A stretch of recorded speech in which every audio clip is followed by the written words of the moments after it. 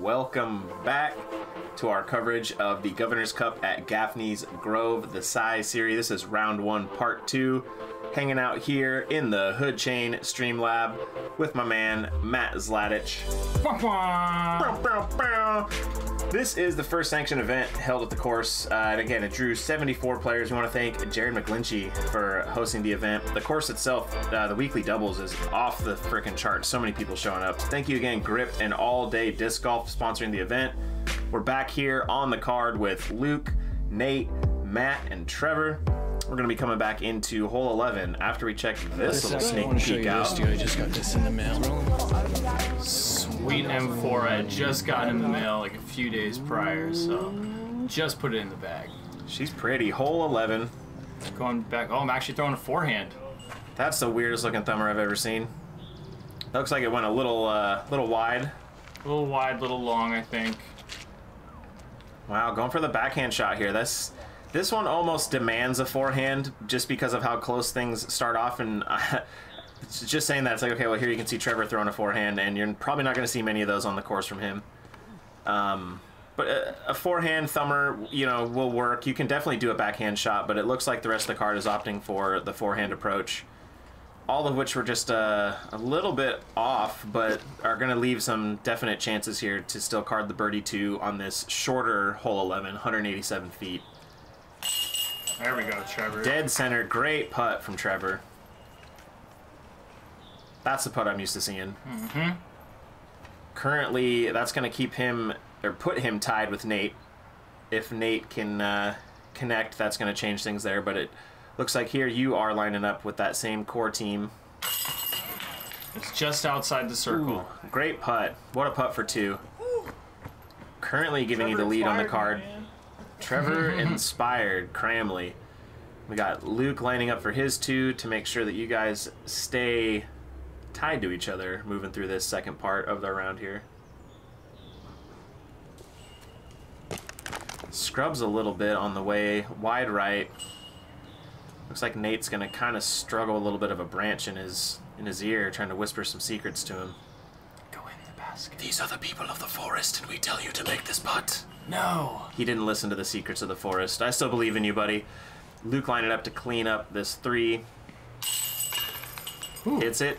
A lot of action in those chains. Basket chewed on it for a second and was like, all right, I'll keep it, okay. Tap him for his par. Cleaning up. Moving on to hole 12. Oh my god, become one with the chains.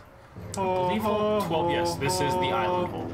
Welcome to the island hole. This one is always an island, tournament or not. If you do not stay on the island, I believe the drop zone, it's about a 35-footer. That looks to have never made it. Okay. I was like, maybe it snuck on the back. I was waiting for a graphic. It's a fairly small island as well. I don't think it's even quite a full putting circle. Maybe it is just a full putting circle. I think it's just shy of a full. I feel like it's about a 30-foot circle, so not quite a full 10-meter circle. Fairly close, though. Nate. There he goes. He stays on. Stays on there in the back corner. Got Luke lining up now. He's enjoying something over there.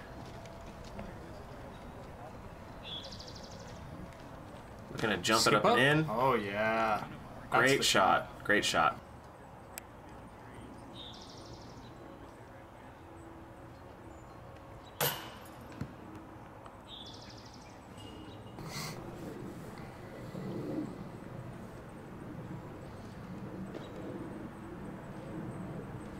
So I'm assuming they're just going to have you guys.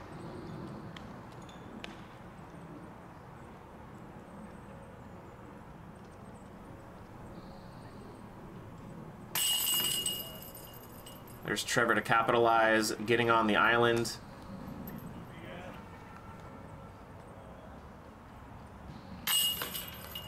So these are going to be for 4 from Matt and Luke.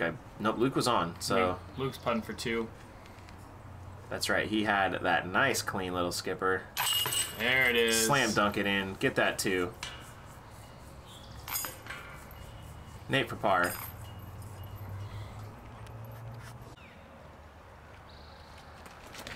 Moving on to 13. 180 feet, you want to throw it dead straight, slightly to the left. Pretty much just a putter shot. It's not very far. I mean, 180 feet, you just got a few trees that are in your way. Once you get past that, the basket's kind of in... I don't remember if this is the one that's on with the little gully. Yeah, it kind of... This one, if I remember correctly as well, it does. It has a little bit of like a kind of a bowl or like a dish effect. Yeah, it has a little bowl. Yeah, so everything kind of collects down towards the base of the pin. I think I'm throwing a Proto PA1 right here. Okay. Yeah, when I play this hole, I opt for usually the A2 or the A3, a little bit more of a stable approach disc, so I can throw it on a little bit of a straighter line, but pretty much anything that makes it through that first gap is going to give you some kind of opportunity to be putting. Luke lining up now. Looks like he has a little bit of something to contest with his back foot there. It might alter the way he swings a little bit. Kind of looked like he was dragging his foot on that log, his back foot there, but unfortunately does not card the 2. Trevor lined up here to try to capitalize on this putt. Just a little wide right. Speed was good, the height was good. Just kind of let it go a little bit. There we go. Good 2 from you there, Maddie. That seemed to nestle up nicely right behind that tree. Good to get a birdie after taking that bogey on that short island hole. Absolutely. Doesn't hurt that your legs are 31 feet long and you can straddle from anywhere. Good cleanup from Trev. A little bit of an up and down this round, but he's finding that rhythm. He's getting back into it. Still early morning and everything. If I recall, it was a little chilly in the morning. I mean, I've still got a hoodie on, probably a long sleeve underneath, and I'm wearing a glove, so... Yeah, most everybody seems to be dressed for a little bit of colder weather. Hole 14, kind of the same shot as the last hole. Throwing the Proto PA1. I just got super lucky and went through the luckiest gap in the trees. Shout out to John, who I've done some lessons with, my buddy John, who has gotten an ace with a forehand roller on this hole. Sick. Pretty freaking cool. I actually try the forehand roller myself because you can kind of drill it into a log right up at the front of the green, and if you do that, usually you're putting. Otherwise, it's a pretty straightforward. You're going to see most of these. Yeah, slight hyzers, maybe even low for the skip. And oh my god, that was really good. I would assume that's like a gator-ish disc from Luke. I believe he throws gators, if I'm not mistaken. Something of that speed, though.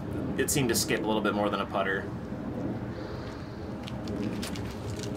This is one that I would definitely, even at its distance, so I would almost classify as more of a bonus than a must get. But a lot of this course feels like must get because of the distances. You hit one of those trees, though. Anything can happen. Absolutely. He's got a little something. He's gonna... Looks like it's altering his stance a bit to more of a throw. Good effort, though. Thanks, tree. Lining up a nice little straddle. Cashes it in. Good 2. Back to back. Getting those starting birdies. to feel that. Starting to feel it. Trev lined up now. It's hard to tell how much that tree is actually in his way from this angle. We'll see how the disc goes. So, it's in there. It was definitely in his way. That's what I kind of thought. It looked like he was having to lean his body language to get around that tree with a little more hyzer on the disc and definitely more on his body than you would see in any of his normal putt approaches. Good hit from Luke, trying to keep pace with you there. Shout out to Jake, hanging out in the background. That long-haired stallion. This was actually my first tournament of the year, too. Yeah. It was fairly early on this season, before COVID or anything really kind of took our season down and kind of altered the way we're handling things here. Hole 15, dead straight, and then it's going to push hard to the right. So most players are going to be trying to throw forehand here. I threw a thumber and hit the trees on the left, and you just missed those. Well, and that Mando that you see enforced right now, I do not believe is normally enforced. It's not that you would want to go that route anyway, but I believe that's something that they added for the tournament. This is definitely not 242 feet. It's much longer. That got a great skip. I think that I feel like it plays closer to about 275, maybe even 280. Because the normal pin location you can normally see. Right. The normal one is quite a bit shorter. That tree saved him from missing a Mando, but potentially made it harder to carry forward with this next shot. So that, however, seems to have worked pretty well. He's going to be a little bit wider left than he wanted, but that was pushed him over. That was quite a clean approach. Yeah, the basket is normally right about at the stump you can see on the left side of your screen. It's been pushed back beyond the rock cluster. That's not normally there, I believe, because of safety hazard concerns with the parks and stuff. Great upshot from you there. Looks like that PA4. Proto PA4. Yeah. Trevor lining up. He's feeling it.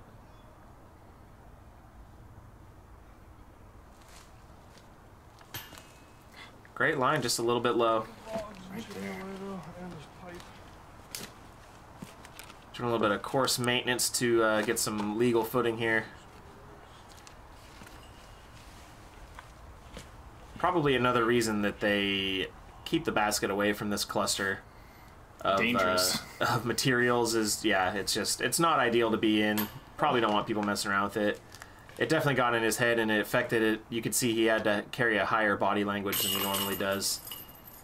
Tapping my par. Good cleanup. Just move along to the next one, and that's a lot of what you have to do on this course. If you're not getting your 2, you have to solidify that 3. That's all I'm trying to do right now. If I don't have a look, just clean up and move on to the next one.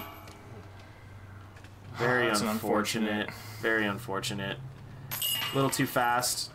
Ends up taking a double bogey on that one. Not the way you wanted to finish that out. Going to put him up to +3 for the round currently.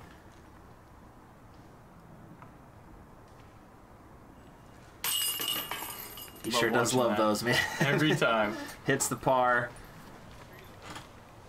Keeping pace right now with yourself, both tied at 2 under. Trev's going to hit that par to keep himself at 1 over. Card is not that far separated right now. Hole 16. One of the more newer pin location I hadn't played before. This is the one that normally is up on the mound. Normally it's up on the mound to the left. And it was pushed further back straight for the event. Dead straight and slightly to the right. Okay, so yeah, traditionally this hole is one of the more iconic holes of the course with the on the stump kind of green that it has right now. I do believe they're trying to rework that area to make it safer. But it's also nice to see that there was some alternate locations made for the event, just to give it a little bit of a new flavor, a little more challenge. Seemed to get through. He doesn't seem to be entirely satisfied with that effort. We got Trevor lining up here. I don't know what he's throwing with that yellow disc, but he's getting a lot of good, like a lot of good turn out of it. That's an unfortunate kick. With the plinko at the end. But he's really throwing that out of his hand. It's looking really nice. But again, this is a course that can chew up any shot at any given moment. There's a lot of tree. Another early tree. Kicked right, hyzered out. Why are trees? Why are trees? I'm going with the F1 with the forehand. Great scoop, nice low scoop to it. That looks to put you hit a right tree in, yeah. that just left me right by the pin. That tree, I would have to say, seemed pretty friendly. Good effort from Nate. That's going to leave him what it looked to be inside the circle.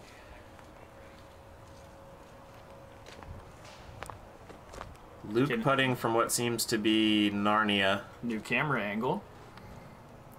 Brought to you by the Blair Witch Project. Will he make this scary putt? Big hyzer. Oh my god, A for effort. I applaud what he was going for there. You could see it. There's definitely not much else. I believe this is Trevor putting for his birdie. Yeah, I do believe so. It looks like he has a really good chance to capitalize and move up a little bit here on the card.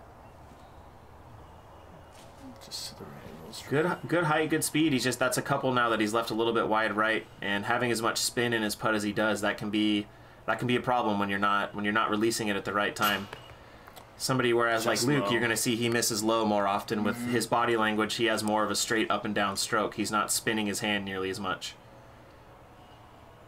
And that's where you kind of get the difference between a push or a spin putt and the kind of misses that they can create on a more regular basis. Nate having to straddle a bit out to navigate through some of this, but he hits it, cleans up a par. Good save. Great par.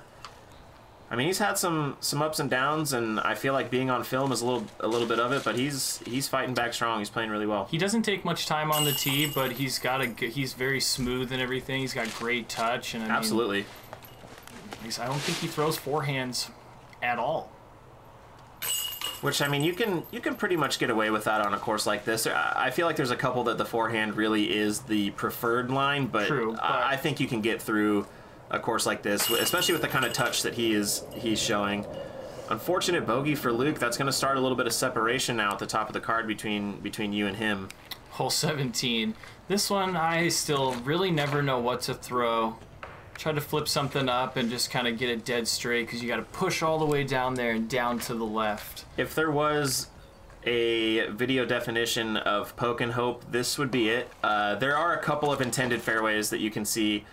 The gap that he hit or the gap just to the right of that are pretty much the intended two lines, but you still have to throw something on an extreme hyzer that will carry straight and then skip in almost a 45-degree kind of northwest fashion. Like it's a very oddly shaped hole, but it brings for separation. It makes it to be one of, if not the most difficult holes on the course, regardless of distance, and it's definitely one that I would expect to see some separation on all cards, including this one.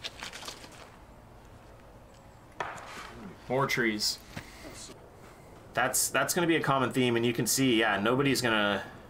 It's unlikely that anybody's going to be left with a very easy approach. If anything, if you're pushed to the right, kind of more where I'm at, you have a little bit of a look. I'm going with that Proto PA4, just trying to go straight at it. That's a good effort. That's definitely going to leave you an easy cleanup par. You can see he's trying to get the basket through this angle, but this hole, especially on this course, has got to be hard to film as a solo cam, from this angle especially. I can imagine either this course or Nad Park would be very, very difficult. So Luke looks like he has a chance. There's definitely a little framed up putt here with those trees. Does he go for it? Looks like he's going around. Oh, what a bid! Great effort from Luke. He is hungry. He wants that. Feed the man. Oh no. That's a very fortunate sit down. That could have had a very bad roll away at that angle.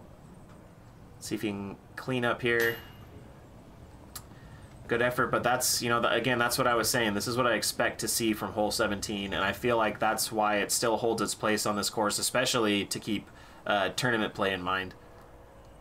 It's one of the few that there's no right answer, but there's lots of wrong answers. Just to the right again.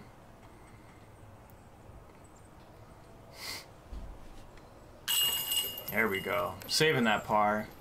Good three. That's gonna separate you from some of your card mates even more. Yeah, I haven't really had too many looks for a 2 on that hole. I've only played this course a handful of times, so I mean, need to get out there a few more times and actually figure out what I want to throw on this hole. The few times I have gotten the 2 on it, it definitely felt pretty nice. Ah, high chains, push out. You know, you could see that he had to get over the top of the down tree, and that's going to definitely change the way he putts. Similar to Luke, Luke has such a low putting form that if he had to putt from behind that, it's going to change the way he putts. But he's got them slam dunks. Oh, yes. On lock. Good par cleanup. Almost ringing up the 2 with an enormous putt. An unfortunate double for Trev. It's going to put him back up to 3 for the round. Single bogey for Nate. It's going to put him up to 4. Moving on to hole 18. You guys only have a couple left in this round. Do you know what you're throwing here? I think that is my M4. Okay. I believe I got from you.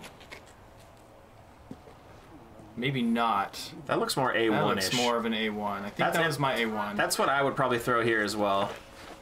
A1, A2. Yeah, this hole, for the most part, it's going to be hard to see from this angle, but it's just a fairly straightforward shot that you need to finish left, and it's not long. At the 173 feet might even be a little generous, in my opinion. You can go for that straighter route like you saw Luke, but for the most part, you're going to have more room right to left with something getting some ground play. Kind of like what you saw your disc do, that A1. I feel like this hole is definitely something Nate should be able to capitalize on. That was the last trees. Man, what a great line, too. That's near perfect. But again, that's what this course can do to you.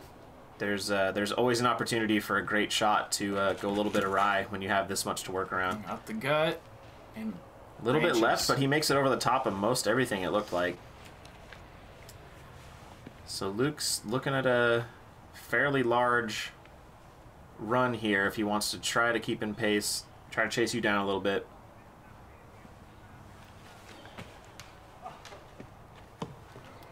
It's crazy how dramatically different his circle one putts are to his outside circle putts. Flew out of the sky, hit that branch, couldn't see it at first. Yeah, he really just generates a lot of distance with not a lot of spin. Good effort from Nate. That's going to leave him an easy cleanup 3. Looks like I can see the A1 of yours there, just to the left of the basket. That's might be a little bit on Luke's mind, but I doubt it. I know he's a strong competitor. I think right now all he's thinking about doing is going and getting that right out of the basket after he makes his putt. Too high. Great effort though. Right on line. You know he wanted it. Oh. I want to thank outside left chain number 7. Like, wow, what a grab. What a grab. This is where Trevor ended up pushing through. No. I think he went just a little quick on that one. He might have... Take a little more time. Yeah, he might have just classified that a little bit too much as a tap in there. It's unfortunate because, yeah, he definitely got through, got to a really good location. Great birdie. Yeah, that's definitely that A1. This is back in my bag again now. Yeah, the A1's a great disc, especially on a course like this. You can really shape some nice lines. We're going to head to hole 1 to finish the round out. Going into hole 1, remember pre-COVID, don't yell anybody. Going into the final hole of the round, you have a 3-stroke lead, which is over your second place on the card there. So you're looking at -3 to even, +3, +4. Some of that dog. Yeah, let's try and get some of that. Daps around. It was Excuse me, super Trevor. fun to play with all these guys. Trevor, excuse me. Thank you, Trevor. Thank you, Trevor. We can move on now. Hole 1. One of my favorite holes. This one's paid me a decent amount of money. Oh, really? It's nice when you ace the CTP hole during doubles. Hit a branch, coming down the fairway, great, though. but still put me right, That's great. right inside the circle.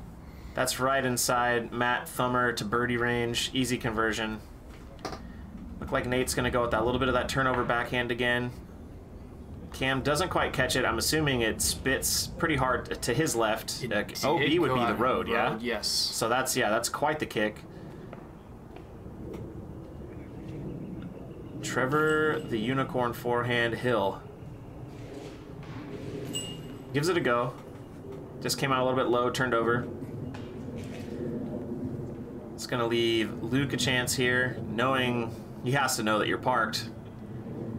Time to throw that Firebird, I believe. He's ready for it.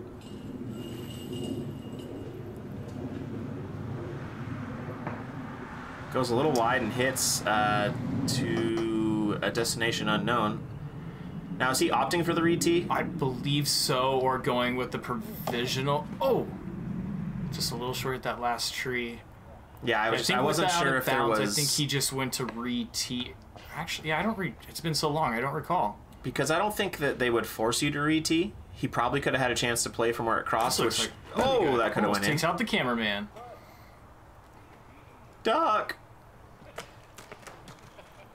Nice Good play easy from up. Luke. Just go ahead and solidify his round. Make sure he finishes out with an easy tap. Trevor needs this one. You can see it. He's lining it up. He's thinking about it. All the distractions in the world. I didn't even know about those distractions. I think I may have just been off in my own little world. He heard. You could tell he he let them know that he knew, but that's all right because he made that putt. True competitor. Nate with just another low release. Keep that body posture up, buddy. Chin up, chest up. You're gonna make those every time. Finish out my round. Finishing out 4 down, repping the hood. Woo hands in the chat. That's your man, Matt Zlatich. I think before this, I had the best round I shot. Like I said, I've only played here a few times. I think I shot maybe 5 under, but... You know, in the layout that it's in and with what, you know, what the ups and downs you had, that's a great round to be had. Whoa. Finish out round 1. Mikey Wills is in the lead. Whoa. Thank you so much for watching the coverage of the Governor's Cup at Gaffney's Grove Siri round 1 part 2. We will see you back round 2 part 1 coming up next.